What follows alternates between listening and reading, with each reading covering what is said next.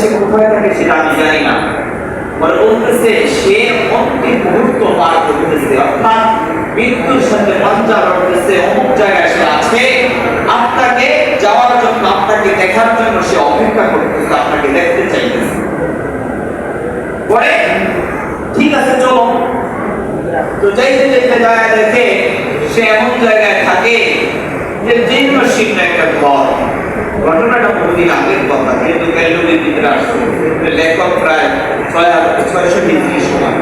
যাই হোক, যে দেখতেছে জীর্ণ শীর্ণ একটা ঘরের ভিতরে শুয়ে রয়েছে, কোন রকম কথা বলতে পারে, তাকে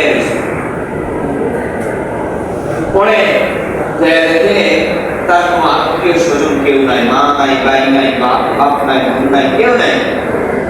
তো বললো যে ভাই, তাকে দেখা বললো যে ভাই, আমি আপনার জন্য অধীর অপেক্ষা করে আছি, আপনাকে আমি কিছু নসিহত করতে চাই, এটা কি আপনি মানবেন?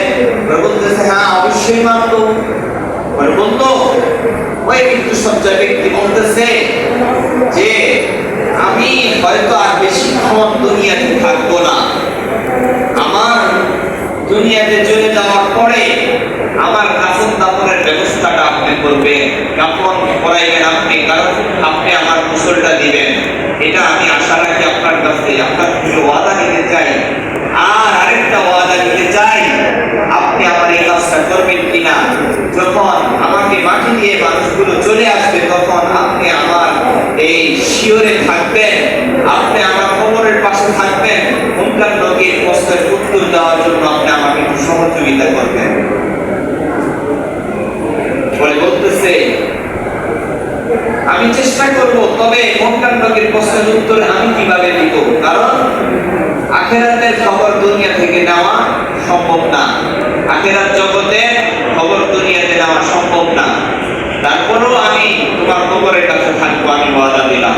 ওয়াদা রক্ষা করা ওয়াজিব, ওয়াদা রক্ষা করা কি ওয়াজিব। এখানে আরেকটা মাসালা, টাকা দিয়ে, ধার দিয়ে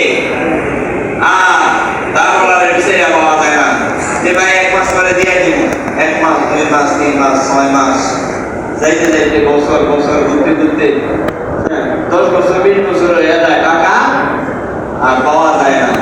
যে সময় আপনার থেকে নিতে আসছিল ওই সময় কত রকমের উদ্ধার দিয়ে, কত রকমের কত কথা বইরা নিচে, আর যখন আপনি তার কাছ থেকে পাইবেন আপনার ফোন রিসিভ করবে না, আপনার সাথে দেখে বলবে মনে করে এই রাস্তা দিয়ে আসবে না, আপনার